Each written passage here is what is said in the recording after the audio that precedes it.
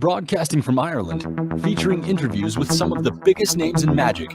Welcome to the Deceive Reality Podcast with your hosts, David Peace and Steve Spade. And we are live.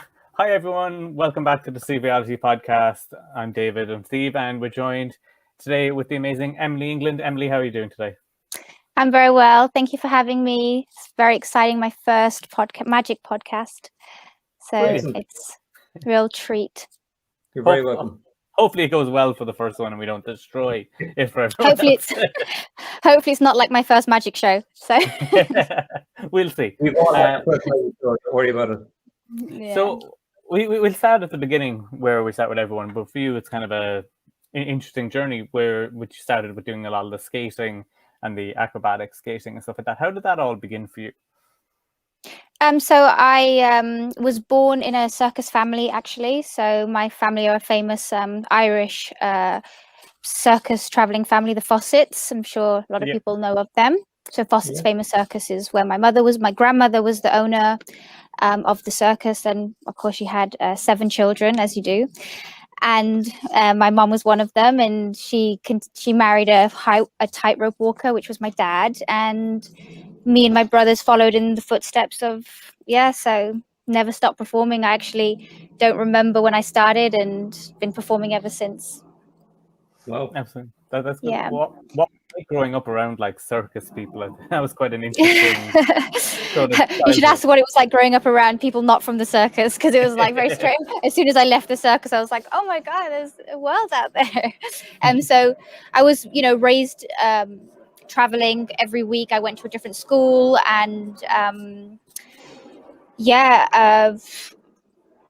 was so protected my whole life, to be honest, growing up in a circus family. So I had 2 brothers, parents, and my circus family, and everyone knows each other in the small circus community.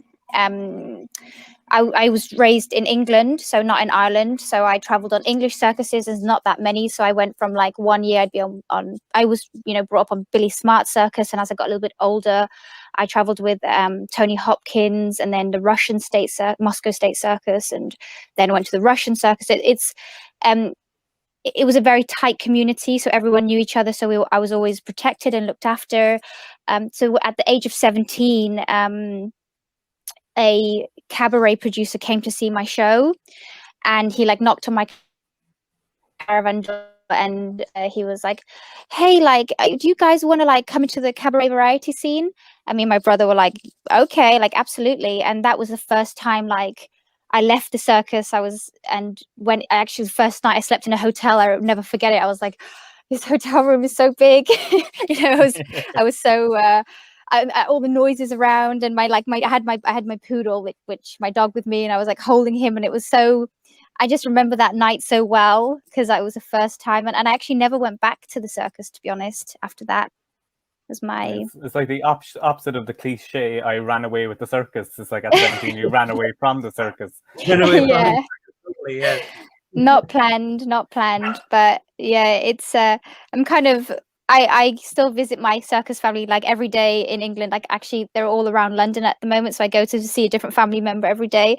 And I'm actually there, and I'm like, oh wow, I don't know if I could, go back there. It's so it's such a tough life. They're like, oh, we did 14 shows this week, and we have press in the morning. They're all going 9 o'clock tomorrow morning. They're all going in costumes to get their COVID vaccines as a publicity stunt. Okay. So it's so. I don't know. It's just such a different life. I don't know if I could go back now. It's so theatrical. They're like 24/7 showmen and showwomen. It's always performance. Absolutely. When I talk to my uncle, he's like, "Oh, they're so in. They live in it. They're so in it." And I am too. I still have that. You can't take the girl away from the circus. To be honest, I still am a circus girl at heart, but I definitely I'm a little bit more business minded now, and try to, protect myself from doing too many shows. And because, when you're, especially me and my brother were in quite demand at one point, and, we were doing 14, 15 shows a week, and it gets tough. It gets really tough. Yeah. Was it I always suppose- the rollerblading that you were in with the circus, or did you try different acts before you found your niche? No, we did different acts. So it was, mainly the roller skating because it was such a family act. So I did it with my other brother and my mother until my mother like got too old to do it, and it was just me and my brothers. And we always every year did like a trapeze act or a hand-to-hand act or a skipping act. Like every year you had to do something else. It wasn't really enough to just do like one act. You always had to do 2-3 acts. So I always did like an aerial act by myself, and the skating, and then my brothers did hand-to-hand, and then we do 3 of us in the hand-to-hand act. I never was, the best one at that, but I would make an appearance. But yeah, always different circus acts, but mainly skating. Definitely those disciplines, though, of working with the circus and growing up in the circus must help you in your day-to-day life now as a performer. Absolutely. Like I was, for example, like when I told my mom like I want to be a contortionist, and she's like, Emily, she used to call me the London Bridge because I just wasn't flexible. But I used to see all these like Russian girls and these girls from Mongolia, and they were so flexible and so pretty, and I had like roller skates on. And in the 90s when I was a kid, roller skating was just going out of fashion, so I was getting bullied a little bit for it. Like we used to buy our roller skates in the car boot sale because my mom would just get like every size possible because we were 3 children growing. And it's like we'd always get like secondhand skates and hide these silly skates on and getting flung around, and all these other girls were like doing these contortion acts, like picking up flowers with their mouths, like bending over backwards. I was like, I want to do that, mommy. So yeah, it's definitely I've always been inspired by other performers and other acts. That's what I was trying to say. Definitely. And when you were doing a lot of like the contortion stuff and out of like the acrobatic style of performance, did you have any formal training in that, in like gymnastic side of things? Never had like any I never gymnastic school or anything like that. I would, like I said, my mother would, whoever was very year, especially if I was into something and I'd ask her. I always loved doing contortion, so she'd always get like the best contortionist on the show, and usually there were like young girls as well. And I would have like one-on-one training every single day at some point. And I remember like one time I was walking back to the caravan, I couldn't walk with pain in my back, and my mom was like, Emily, are you sure you want to do this? And I was like, Mommy, like I'm sure I want to do this. It hurts now, but I know in the future I'm going to be amazing. Like I was always so enthusiastic as a little girl. Like I really did love it. I always wanted to get better. And I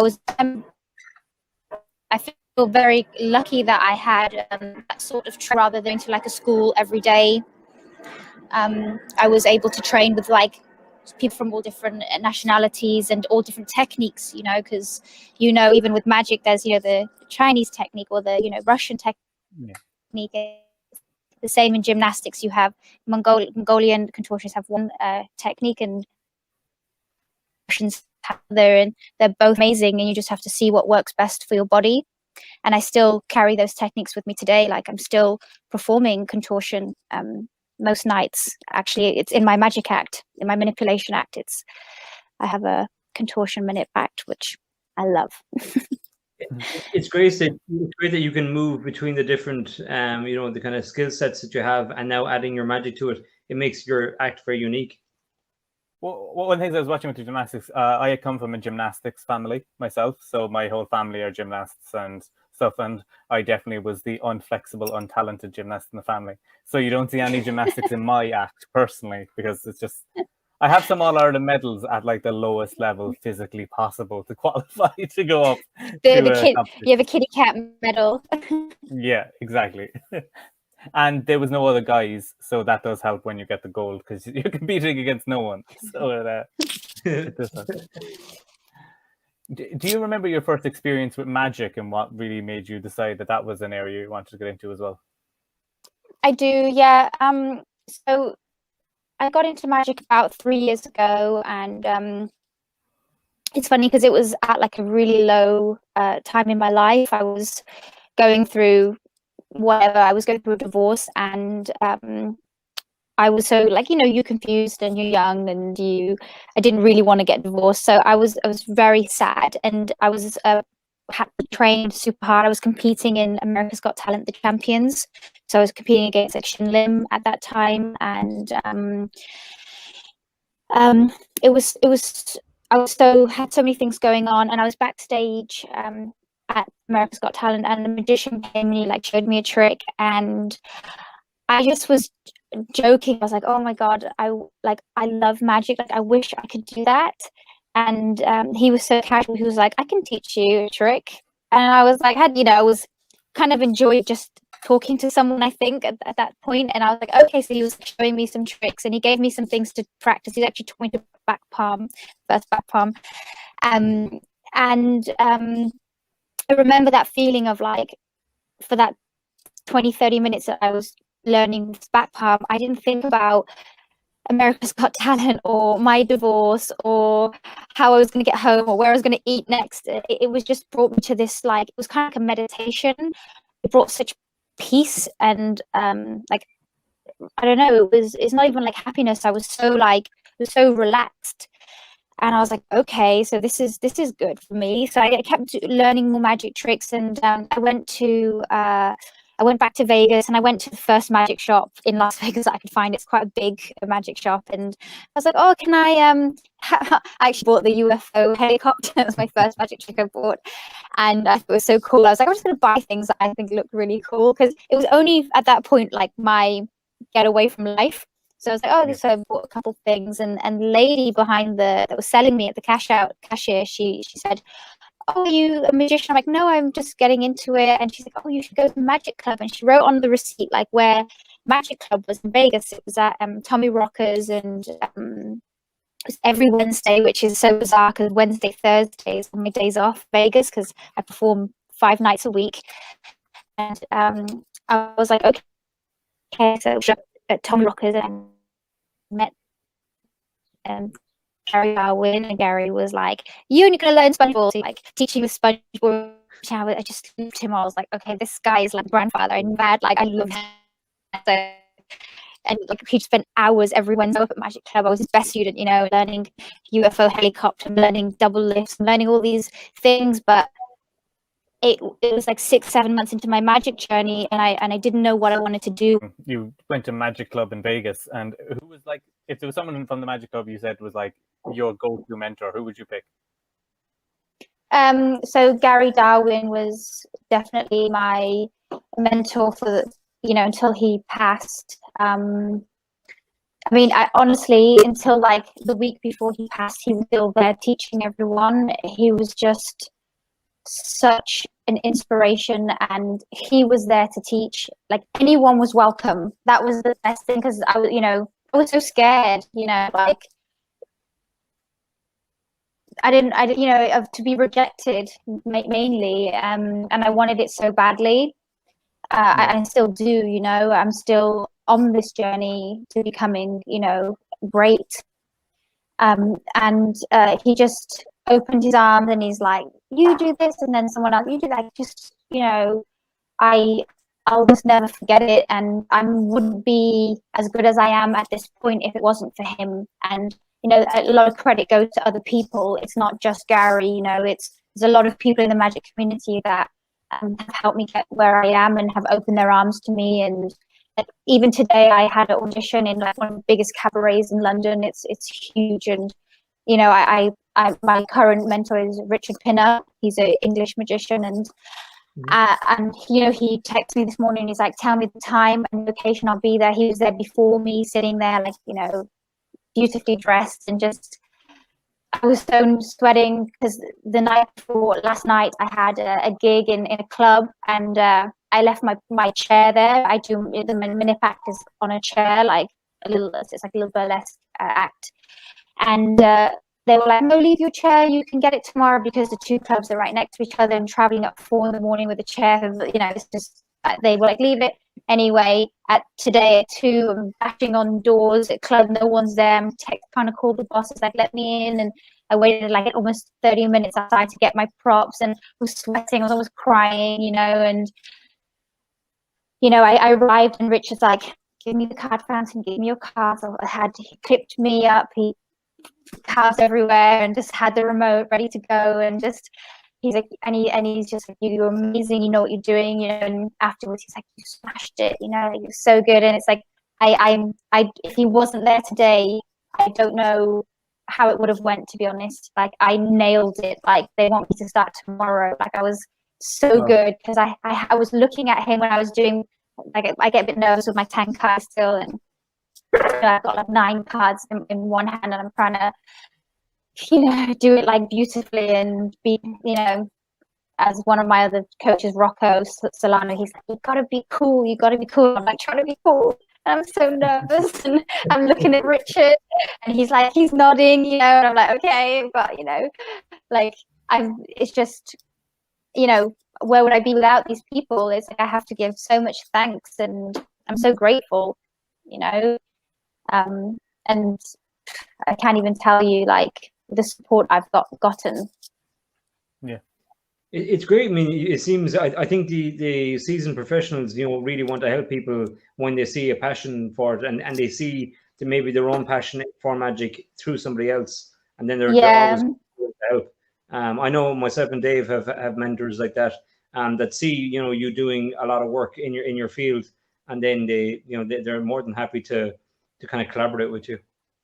Yeah, I've noticed it. Like, even you said, like, anything you need, like, I'm here for you. It's just nice to know. When I'm in Vegas, I train with Rocco Solano. He's my like mentor there. We train, you know, most days together. And Lefty, he's another manipulation coach that I have. And you know, everyone has a different technique. You know, like with Rocco, it's like when I was on stage today doing, and I'm like, I use like the Cardini technique, where it's like everything's light as a feather. Like, I pull my cards, and my grip is, I'm not allowed to like bend the card. The card has to stay, you know, so straight. And it's like, and I pulled my card, and I pulled the clip with my card, with all my stack that I had in my hand, and a stack of cards and a big safety paper clip on my cards. And you know, and in voices in my head, it's like, Rocco's like, you know, be prepared, be cool, like, play with it, make it work. And you know, it's definitely without all those crazy voices in my head, I wouldn't have been able to pull it off today, or ever, you know. I can only imagine how difficult it is when you're trying to do your act, and you can hear Rocco going, be cool, be cool, be cool. Yeah, he's like, you gotta be cool. And he's like, no. I'm like, what do you think about this? He goes, you need some glitter. You gotta be cool, you know. He's like, you gotta smoke. I'm like, Rocco, I don't want to smoke. He's like, yeah, but you gotta be cool. It's like, yeah.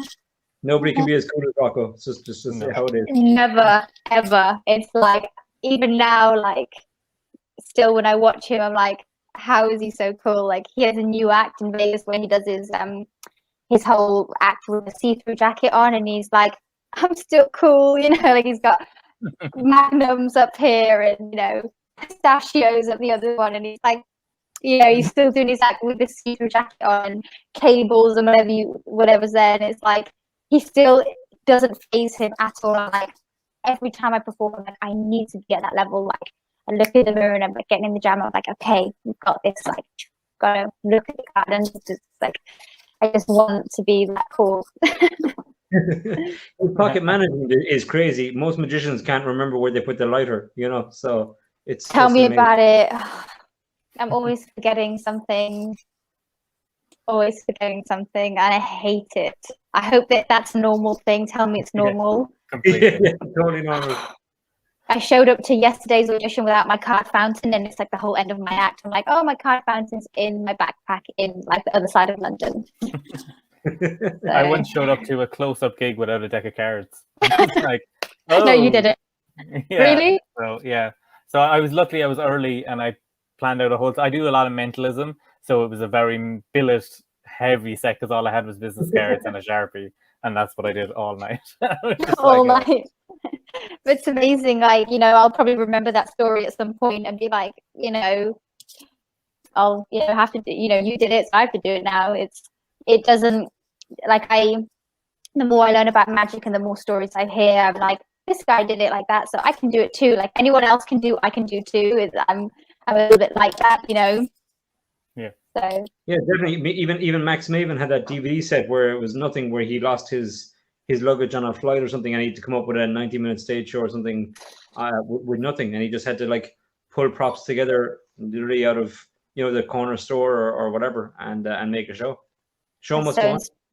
Inspiring. It's so inspiring. Like, I'm so lucky that I fell into this magic circle, because I'm so inspired. Like, every day I wake up and like everyone inspires me. I'm so happy, it's brought a whole other like joy to my life. I have something that's so special and it's just mine, because everyone around me doesn't understand it. It's you have to be in it to understand it. And all my friends I don't have any friends that are magicians like my previous friends, so it's just such a beautiful community, and I'm very lucky. Yeah, it is like an addiction more than anything, where it's just like when you get into magic, it either you like it and it's okay, or it becomes the only thing you think about for the rest of your life, and it's like just complete obsession. Really? Okay. I thought that, yeah, because some magicians do say to me, they're like, "Oh, I used to be like that. You'll calm down," and I'm like, "No, like I don't want to." Like I hear that a lot. They're like, "Oh, I see a lot of myself." Rocco was like, "I used to be like you," like. But he is always like, his magic is his life. He never puts it. You'll always see Rocco like with a coin in his hand or a card. But a lot of magicians do say to me that I'll calm down a bit. Yeah. I think it comes back to like a variety and performance situation then as well, where like for me, I've never done the same show twice. I at least change one routine in every show I do. Otherwise, I'd get bored of it. And it also keeps me inspired to do new things, and I have to keep learning, because no show can be the same. I don't allow it. Yeah, no, I've heard that like Penn and Teller do that. Like every time they do a new act, I'm friends with Penn's wife. She loves mine and my brother's act, and she's like, "Oh, they're doing a new act tonight. Do you want to come in?" And I'll run in and see their new act. They always are putting new acts in, and that was also very amazing to know that even they do that. And I hear Copperfield does it too. Like, I don't know him at all, but knowing that even the biggest magicians, in the world, like their own Las Vegas shows, put new tricks in every week is amazing. I think so. I mean, even with the pandemic now and the way things have changed, you're only as good as your last performance. You can't really the heyday. I remember there 5 years ago I had a great gig. You can't do that. You have to. It's only the last gig. Yesterday or whatever. Yeah. What's your favorite like routine to perform? Because I was watching some of your clips on YouTube, and I saw one of my favorite things. I've never done it because it doesn't suit me, but I've always loved the floating cane. I was watching your version with the neon lights and stuff, and it's just one of my favorite routines to watch. What is your like favorite routine to perform or watch, or maybe a bit of both? So I'm enjoying my cane act. So it's an act that was created by Richard Pinner, actually, so I can't take credit for it. He didn't do the choreography, I must say, but he did create the magic in it, and so it's still new to me, and it's not. I want to get better at it, because I've watched so many magicians, and they're just incredible at floating cane. But I'm a real card freak, to be honest. Like, I'm obsessed with card magic, close up, and so I'm obsessed with manipulation. I want to be the greatest card manipulator like in the world eventually. I'm only 3 years in, but I actually do. My goal is to go to FISM. I want to like win a Merlin Award. Like, I have all these goals in my life, and I'm like, I need to do these things. So every time I perform my card manip act, I think, okay, this is one more show that I'm closer to my dream, because I need the stage time. Like, I'm fantastic in the mirror. Like, you should see me go. Like, I am the greatest magician in the mirror. Put me on stage, and my brother calls me Butterfingers. Cards are dropping, the go-in, steals are not clean, and so I think the manipulation act is something that I really want to be my signature act. And I am considering, like, I really love linking rings as well. So I'm working on a linking ring act, and I do love the cane. I'm loving it a lot. It's people seem to really like it. Like even I had in my audition today, they were like, "This is really cool. Like, can we have more?" I was like, "I do a 2-minute dancing cane act because I think that that's all a dancing cane act should be, in my opinion." And the guy, the owner of this club, he was like, "Can you do it for 4 minutes? Can it be twice as long?" I was like, "Oof! If a magician heard you right now," like Richard was looking at me, I was like, "A 4-minute, dancing cane act? Oh, I must be good." It's like this. Yeah. But yeah, it's Less is more. I think when it Nip comes to is. that. Yeah, like definitely less is more, because it's such a surprise, because you're holding the cane, then it floats, then you're holding it, and it's like a surprise when it floats. And it's not like people are sitting there going, "How is that floating?" Well, once you go past 2 minutes, people are like expecting it and trying to figure it out rather than just being surprised. Yeah, I agree. I mean, I enjoy it, and I'll make it longer, but I don't know. I want to make it better. I've seen. I want to learn how to float it horizontally.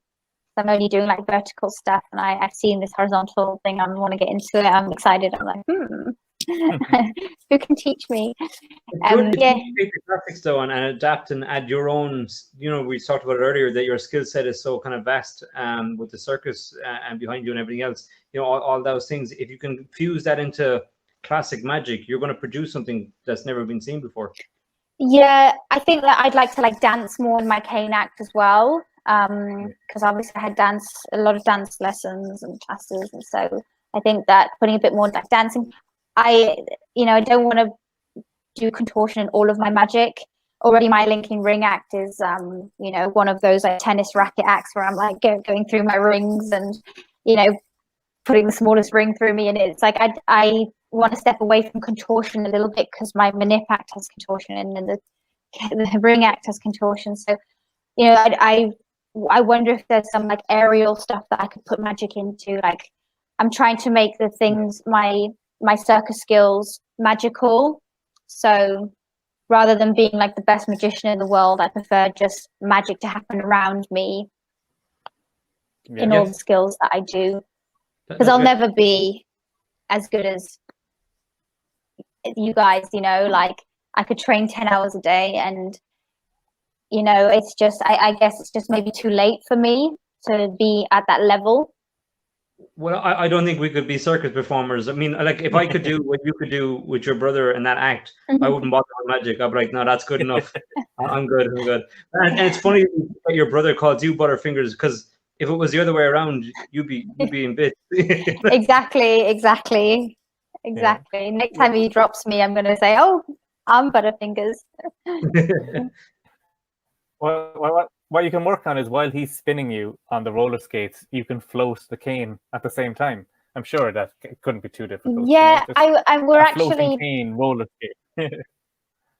we have a set where I'm wearing a bodysuit, and then when we do the final trick, I actually have a quick change, and I'm in this beautiful like dress at the end, because the speed is enough. You don't need any like cover to have a one quick change, because I'm spinning by my neck that way and he's spinning that way. It's so fast, you just like see the change of the costume. So hopefully we can perform that at like maybe the magic convention that I'm performing at. We can just do like a skating routine, and then just do a couple quick, maybe I can do a quick change on him. he's not the magician, but I'm sure he'd participate if I asked. Yeah, that could be really cool. Yeah, I can see the visual of the quick change in the spin. Would be very, and I could get a chosen card on my skate at some point, I'm sure. We had Michael Amar on the podcast very early on when we started last year, and he was saying, and I've said this to a few performers that we've had on since, he was saying that if you've got another talent, if you can fuse that talent with your magic, you're always going to be a better magician. You're always going to be a more kind of full-rounded, because you're being true to yourself. You're being really you, and you're expressing your magic the way only you can express it. Yeah, I can see that. I just I have such a high respect for the magic community that I don't want to if you came and started learning handstands today, and in 2 years you're like, I'm an acrobat, yeah, I'm auditioning for Cirque du Soleil with my handstand, I'd be like, You're not an acrobat. You're doing really well. You're amazing. That's me at 3 so a.m. at a wedding. At 3 a.m. at a wedding, I'm an acrobat, and it's quite impressive. Is that your party trick? Is your handstand, your headstand? My handstand and my cartwheel. That's all I got. You can't. I love it. But yeah, so I want you to call me a magician. I don't really want to call myself a magician. So I'm working really hard, and I hope that I can gain the respect from everyone eventually. And when I prove myself, and I'd love to start competing and showing my material. You know how hard it is to get a video of yourself. Like, I film myself all the time with the club. You know how bad quality video you get from iPhones and stuff. It's on stage because of the lighting. So hope to start doing some TV appearances and broadcasting my talent, my magic talent, as soon as I can, because I'm definitely ready to show people. Yeah, brilliant. Yeah, that kind of ties into one of the questions we got sent in. So Sarah messaged in from Instagram. Have you ever thought about returning to BGT or AGT as a magic act? Look at that. So definitely. So I actually don't do magic alone. I have a magic partner, so I'm part of a duo magic act. It's a girl I met also backstage at America's Got Talent at the Champions. It all happened. So my manager's been has been Michael Chout. He's also an American magician. Before I even did magic, he's been my manager for like 7 years or something, 5 to 7 years. And when he heard I was getting into magic, he introduced me to a girl called Anna. Her name's Anna Dangerous on Instagram, and we've been combining. She's a crossbow artist. She was part of Deadly Games on America's Got Talent. So also, I think they're a Golden Buzzer act actually. And the last 3 years, we have a quick change act, and we have a crossbow magic act where I make things appear and she just destroys them. So so that's our goal actually, to return to Britain's Got Talent and America's Got Talent together. But I was meant to do this year, but I've been stuck in the UK because of the travel ban, and they did try and get me back. America's Got Talent tried to get me back, but unfortunately it wasn't possible because I'm a UK citizen. Okay. I watched that.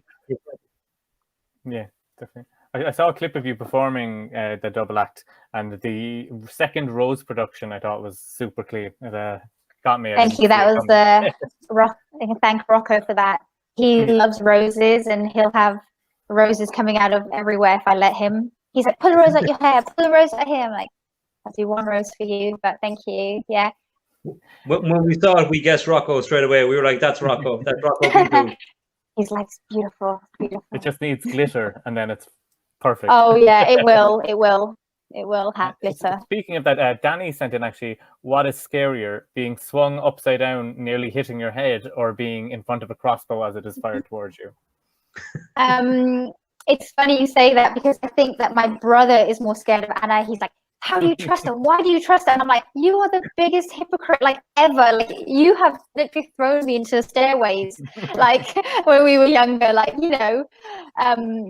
so it's a different kind of feeling, to be honest. It's a different type of fear, like, I think Anna's more scared than I am, because I remember the first time she shot an apple off my head, I was screaming at her, Anna, like, do it now. She's like, Emily, and I was like, Anna, do it. And then once she did it once, she was like, oh my god, it's easy, and we were able to do it. But I think that I'm quite brave, so I do get a little bit nervous with both, obviously, because just statistically, my chances are quite low, because I do so many shows a week and I get shot so many times. Like, when is that one time that I actually, me and my brother, I fly away from my brother, or I get hit by an arrow? So, but I'm it's a risk I'm willing to take. So I think that they're equally, I have fears equally. So I don't know, it's pretty hard. I think there's different types of fear in each element. Yeah. I love the idea of you just shouting at your partner to like fire it now, and they're like, "No, I'm just warming up," and you're like, "Just fire it." Yeah, I'm like, just do it, Anna. You can do it. It's like at the beginning of our like rehearsals. I'm like, Anna, come on, just shoot me. She does it all the time. Like, she's an amazing shot. She's so precise. Even Jonathan Goodwin was her like crossbow coach, and he was like, her shot is perfect. Like, don't worry. And I'm like, if he trusts her, like, who's better than him to like say she's amazing shot? So she's fine. Like, I trust it, and hopefully my reactions are pretty good. Yeah, because you had the one where you pull your leg over your head holding the balloon, and then that gets shot. I'm like, this is the last place you want to get cramp. Just have to like quickly get out of that position. I'm worried more about my balance. It's true. It's funny that you say that, because I think her shot is perfect, but my balance is not as precise as her shot, probably. And especially like I even catch an arrow with a board, and I turn and I have like a second to catch it, and I have to remember exactly where the arrow is going to be, and like I worry more about my precision than Anna's, to be honest. Yeah. It's a lot of trust, to put that into someone else's hand in a double act. I suppose that's why you don't see many double acts and stuff in because things can happen. I don't trust people to load a prediction, so. I'd probably be more worried about that, to be honest. I worry more about like dropping cards than my brother dropping me, to be honest. I did a blindfold drive before, and Dave had to trust me because he was a parking cone. And I still don't know. I'd never be a parking cone for you, Dave. You can go in a slalom. Yeah, it was like a slalom in and out between cones, and I was one of them while he was blindfolded. So that was fun. But with the trust with your brother, one of the things I was watching was the beard grab during the swing. I was wondering, did he grow out his beard for that, or did he grow out his beard and then you thought, I can just hold on to this? We planned it 2 years prior, and on our AGT journey, every week they'd ask us, if you get through, what are you going to do? And we kind of knew that we had to like give them something big that it would like push us to go through. Like of course they have to create good TV, and so we were planning this big hand for like a few years. We're like, we should do it. My boss, actually, the owner of Spiegelwald, Ross Mollison, it was his idea. He called us one day. He's like, can you hang off his beard? And we were like, I don't know, maybe. And then so Billy started growing his beard out. You'd be surprised how slow it grows, because I had to get like my whole hand, so it had to pop out a little bit. So we grew it, and then we told our producer, like, okay, this was for the semifinals, we're like, if we go through, we'll swing off his beard. And we didn't even think we'd get through, honestly. So when we got through, because we were competing against Bello Knock, who's this like amazing Wheel of Death performer, and so we thought, we have no chance, And then when we got through, we looked at each other like, as soon as we came off stage, we were like, oh crap, we have to do the beard hand now. So we literally only had like 2 weeks to practice his beard, and I was hanging off his beard every day, and it was the most crazy thing I've ever done, I have to say. I was so scared, because when I started training it, I started ripping little hairs out of his beard every day. So I'd let go of the beard, and they'd be like, I had some like hand, just like resin on my hands, and I'd have like 20 hairs stuck to my hand. But if you practice that every day, 20 hairs in 2 weeks, that's math I can't even do. But it's a lot of hair. So we saw that we couldn't actually really put full weight on, because we needed as much hair as possible for the show, and it's live shows. So I just hang off. I'd be under him, like just hanging off it, and he'd be there like, and every time we'd finish, he'd have like tears, and I was, are you okay? And he's like, I'm not crying. Tears just rolling out my eyes, and I don't know why.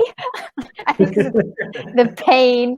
And he always said, like, don't grab these hairs. So I'd have to like grab it and like try to like release these hairs, because it was the hairs under here that were just apparently just unbearable. So I'd like grab it, and I do a little choreography, like release some hairs, and then like. So when we actually did it, he was like, we're just gonna do. He pressed his beard up, I rested my hand. And I remember looking at him, I'm like, so as soon as he let my hand go, I felt myself going. I'm like, okay, this is definitely, I'm gonna fly away, because once he only had like my leg in like there was no weight bearing on the leg. He just held it so I could be in that like airplane position. And I knew that if I went, I was gone. And literally I was going and going and I was screaming, stop, stop. And he's there in the moment, everyone's screaming, like Heidi Klum is, and I just know him so well. He loves it. And then all of a sudden it went and I was gone, and he like grabbed my wrist just so quick, and then we got out of it and finished it. And I remember like doing the bow and just like shaking and thinking that was the most crazy thing I've ever done, and I never want to do it again. It was horrible. And then after the show, the Ellen DeGeneres show called us and were like, you have to do the beard hang tomorrow on Ellen. We're like, and he had like no beard left, bless him. It was all ripped out. And he's like, do you think there's enough hair to do it? It was all on my hand. It was all over the table. Literally, there's someone sweeping up the hair after our performance on AGT. You see them with a little broom, just Billy's poor beard. And as soon as he started brushing it, it just all started coming out and coming out. And there was no hair left to do it again. So it was a one-time wonder. But we still got to do the Ellen show. So that's amazing. That's some determination and passion for your art. Yeah, to have your hang out of your beard. It was so strange. The balancing on the head as well is great, because like from like being around gymnastics for so long, I've seen guys do like pair gymnastics routines with handstands on the head and all that sort of stuff, and the amount of neck training that the base has to put in that to be able to hold it. I was watching some clips earlier and I saw like the difference between your brother in Britain's Got Talent and America's Got Talent. When you're balancing on the head, you can see his neck has definitely been working out to get the muscles to be able to hold that. How long did that take to be able to get the balance on the head? So that trick, it's so funny that you point these tricks out, because that trick took us 6 months to learn. It was so hard. It was, again, my boss called us and he's like, I saw this like balancing on the head trick. Can you learn it? And we love learning new things. And if there's a suggestion, we're on top of it. And it was so hard. And his neck was so sore, actually. For me, it was fine. It was just like my belly, like balancing. But for him, his neck and the balance, and the secret to the trick is actually the speed. Like the faster you go, the easier it is, because like my weight lifts. But it's just very strange balance. You have to really have that. Like I have to be dead straight, and it's a lot of teamwork in that trick. So it took 6 months of everyday training. It was very, very hard. And if we stop it, it takes us a while to get back into it. It's one of our hardest. It is probably our hardest trick. Yeah, because I remember watching, there was a pair in my parents' club, they went to world champions and stuff, but they used to do a one-handed handstand on the head, and then the guy would sit down and then he'd stand back up while the man is balancing on his head. And I remember his neck used to be killing him after that, after training. And his neck, like, it was about a 6 month time period, and his neck went from like a normal neck to like a huge muscular monstrosity just to be able to just keep the head up. But it definitely seems difficult. Absolutely. Is that why you do it early on as well? Because it takes so much effort to do it that you want to get it out of the way? No. So me and my brother have a theory, and we've always had this theory. So we want to start with like one of our best tricks. So we want to hit people hard right away. So even in absence, every night we start with the neck twizzler. So just come on and boom, the neck twizzler, we throw it away, and people are like, wow. And I do take that with me with all my axes, my manipulation. Like my first trick is like cut a hair and tankai. Like I do like 9 tankais, like best tricks first, and then I ease it down and do a big ending. So we do it to start hard, to be honest. You'll always see us start with our best tricks. Yeah, it's definitely good to have that flow, because you see it, as you're saying, in magic shows and stuff as well, that you always want to start big and ease off and then finish on a high as well. Which is great. It's definitely, and the one other thing I really noticed in a lot of your acts is the music choices, like especially with the skating and other even when you're doing the magic routines. How much effort do you really think about the music, and do you hear a song go, oh, that's perfect for a routine, or do you have the routine and then try and find music to fit it? So we're actually very like my brother is kind of into that the music side, and he loves Imagine Dragons, to be honest. So we often have an Imagine Dragons song. Like he's so inspired by it and he loves them. but we the show that we work in currently in Las Vegas is called Absinthe, and they have such a big creative team. Always when we are on TV or have a TV appearance, we're usually representing the show, so they always bring in a lot of creatives and help us with music and costumes and styling. Of course, it all comes from us and what we feel and what we want, but there's always someone to like go shopping for us, or help us edit music, or have track suggestions. Our directors are like amazing, like world renowned, so we have a lot of creative support. Yeah, that's brilliant. As a professional, you can just worry about the act, and your act is the most important thing. The act exactly. We have it really hard because we do have 10 shows a week, and we headline the show, so we close the show, so it does give you a little bit more pressure. And so we have to, all of our TV appearances, our shows finish at midnight. So me and Billy have always trained from like midnight to 3 a.m. for any TV appearance, because we have to save our energy in the daytime for the show. We have to go to the gym. We have to train before our show for that show in the evening, because we're surrounded by audience in Vegas. So it's a high risk. Like we can't have the risk to like fly into the audience or hurt someone. So, and we always have to train before the show. For the show that we're doing that evening, and then after the show we have to train for anything, so from 12 to 3. So it's very, very, very difficult when we do want to do something else but our show. A lot of hard work goes into it. Definitely, that sounds great. So we're coming up near the end of the podcast, the interview. So we have a segment on the show we call The Good, the Bad and the Ugly, where we ask our guests to tell us a funny performance story of a performance that maybe it might have started off well, but by the end it might have gone a bit disastrous, maybe to hilarious circumstances. So I think so I go to, while I'm in Vegas, I train at the Jeff McBride School of Magic and Mystery, so I have a student there. So Jeff is always like, perform at Wonderground this week. I'm like, oh, okay. I think it was the first time I performed Manip, my Manip act. Honestly, this was probably I cried so hard after the show. The last time I cried that hard was like at my father's funeral, to be honest. Like it was so heartbreaking because I was so excited and training like so hard, like a year and a half, like going to Jeff's school, like idolizing like Jeff's technique. I religiously watch his DVDs, like all day nipping, I'm ready. And so what I didn't do, I had this, like, I was a cowgirl for this sequence with Anna, and Anna was like, shooting me.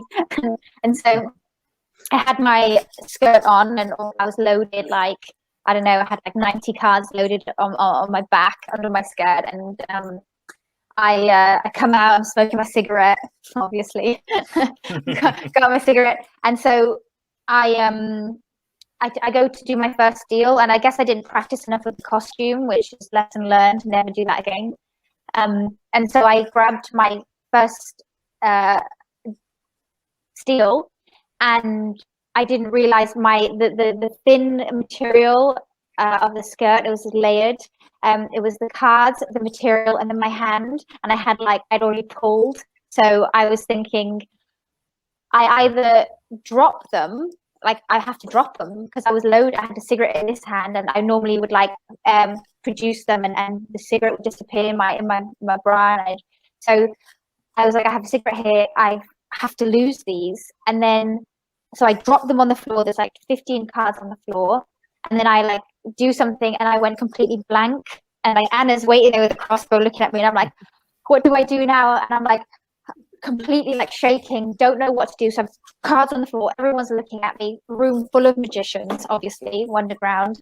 And I tried to like steal again. So then I like swap hands, grab my second, I actually grabbed them this time, but with the nerves, I like dropped them again with my left hand. I like, they're all over the floor. So there's now like 25 cards on the floor. I haven't done one production at all. So then I start shaking, and I think I like picked some cards up from the floor and started like perfect productioning for some bizarre reason. Like there's no magic there at all. And so then I'm like shaking, and I'm smoking a cigarette, and Anna, like, I have it in my mouth, and Anna cuts the cigarette in half. And then I had to do try to steal again. I just couldn't do anything. Try to steal again, stole again, dropped my card again, and I just gave up.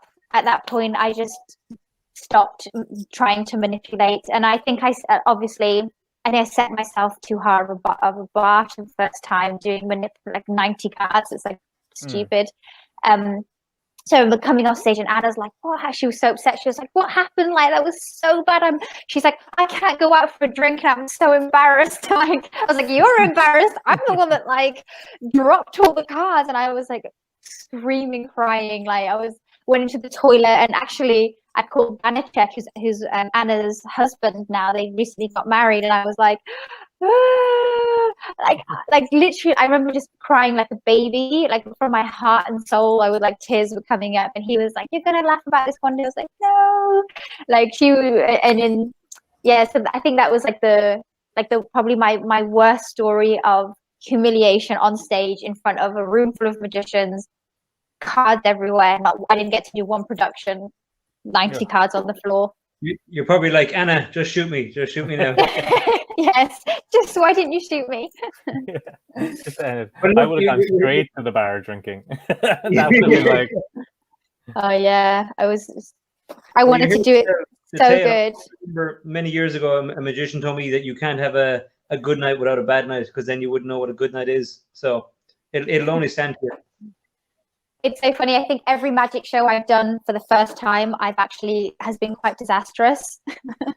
I don't know why, but every like new venue I do, and I have to do like 15-minute show or whatever, it's like always goes wrong the first night, and then I kill it the second night. Like, everyone loves it, but for some reason I just can't. I'm not in that like. I find it really hard to get in the grip of it the first night, and I hope that's like a normal thing for magicians. Yeah, I don't think I've ever done a show without something going wrong. Oh, that's good. Yeah, I think it's obviously things I only notice, but yeah, exactly. Like, there was a routine I did where I read a mark wrong and got something wrong, and then and that was meant to be the finale of the routine with the person, and I'd been building up to it, got it wrong, so then had to like instantly switch the entire presentation for the next routine to make it look like that was intentional. And then afterwards, the show, everyone's like, "Oh, I love that you got that thing wrong on purpose." I was like, "Yep, 100%." It's so good. I actually I did ask a magician, an English magician. I called him. He's Chris Cox. He's a lovely English magician. I was like, "What do you do when things go that wrong?" And he's like, "You're gonna learn plan A, plan B, plan C, plan D." He's like, "Don't worry, like, you're gonna have all these plans in the future." I was like, "Oh, okay, that's reassuring." I think a manip act is hard to recover from as well, because at least in mentalism, like, I always have extra billets or in a peak wallet or something that I can get out of it. But when it's a manip act and the cards are on the floor, it's really in a situation then of going, that's hard to come back from, I feel. I'll never forget that show. Never, ever. It was horrible. Yeah, what you need to do is have one of those cards on a piece of invisible thread, so if they fall, you can just levitate it and do the like UFO routine with that card. Exactly. And just be done. I love that. I'm taking that. Rocco would do that 100%. Yeah, he's just he's the daddy, isn't he? That's definitely a good, the bad, and the ugly story, but fair play for telling it. Yeah, absolutely. Yeah, you're welcome. I'm sure I'll have more next year. We all will. But yeah, it was great, a great story, and it was great having you on. And for people who are watching it, they want to like follow you online or anything, where can they find you? On Instagram at Emily England. Yep. And I don't really have Facebook, so I'm mainly on Instagram. Yeah, we'll put the link to the Instagram in the description down below, and hope everybody follows and all that good stuff. And thank you everyone for watching this episode, and thanks again to Emily for coming on. We really appreciate it. And we're taking a couple of weeks off, and we'll be back then in July with another episode. So I'd like to thank everyone, and again, thanks to Emily, and we hope to see you all again soon. Thanks, Emily. Cheers. Thank you so much. It was a pleasure. Bye. Thank you for listening, and bye.